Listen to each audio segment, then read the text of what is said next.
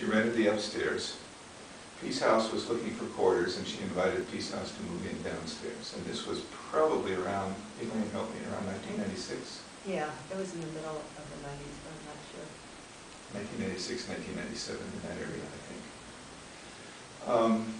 The meeting finally became ready, and I won't go into all the details around Thank you. in 2000.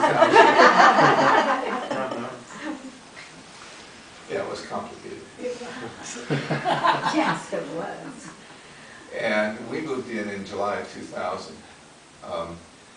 What had happened in between time was that Ruth, who was executive director at that time, came to the meeting and said, you know, Marjorie is not very well, and we need to honor her vision while she's still alive. And so a committee was put together called the Listening Committee, comprised of Ruth and my wife Melody and Bob Morse from the meeting, and talked about different ways that this building could serve both organizations. And what came out of that, what went into it, was the idea that either Peace House would take ownership of the building with a guaranteed spot for the meeting, or the meeting would take ownership of the meeting of the house with a guaranteed spot for Peace House. What came out of it was co-ownership of this building by the Quakers and by Peace House. And that was a rocky road for a while, but it has worked out very well. At this point, we are, from the Friends meeting standpoint, we are extremely comfortable with the arrangement. By 2002, things were well enough set. The remodel was underway. And by the way, Marjorie supplied most of the money for this remodel as well. So if you cannot take Marjorie out of this equation anywhere. And she and Ogden decided it was time to dedicate the building. And if you go to the courthouse, you will find a piece of paper with Marjorie and Ogden's signature on it. My signature is clerk of the meeting, because I was clerk then as well. And Ken Devaney's as chair of Peace House, giving this building to the two organizations. We don't have a mortgage. We own the building. So all donations to the building, other than maintenance. Actually, the building pretty much supports itself because we rent the rooms out.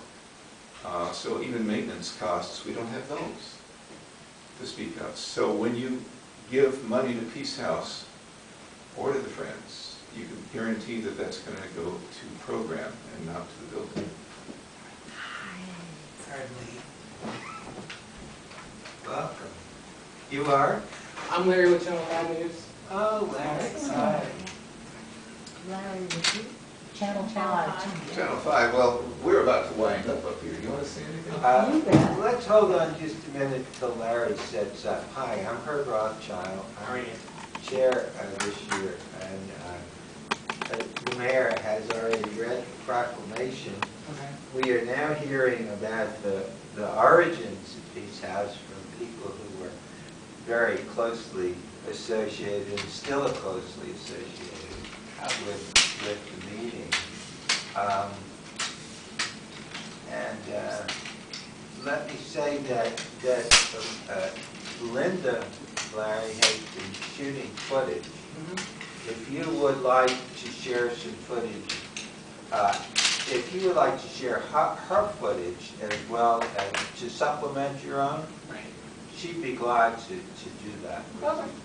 I think we'll be okay now. Okay, but we don't want to have the mayor read the proclamation. Nor does he. He doesn't have to read it over. You guys just continue. I think Okay, I'm going to great. analyze it. Okay, well, let's proceed. I think I'm about done, actually. So, Don, you want to Yes, say a I little would bit more? like to give the perspective of the working beginnings of Peace Let me House. stand over here so I can And correct like your her. mentor, John, I never know what I'm going to say until I hear it coming out of my mouth. Almost never. So I love the Quaker view, because that's what you represent, that Marjorie is fundamentally in the forefront there. I see Marjorie and Ogden as part of the foundation, part of the support for Peace House. But on the working level,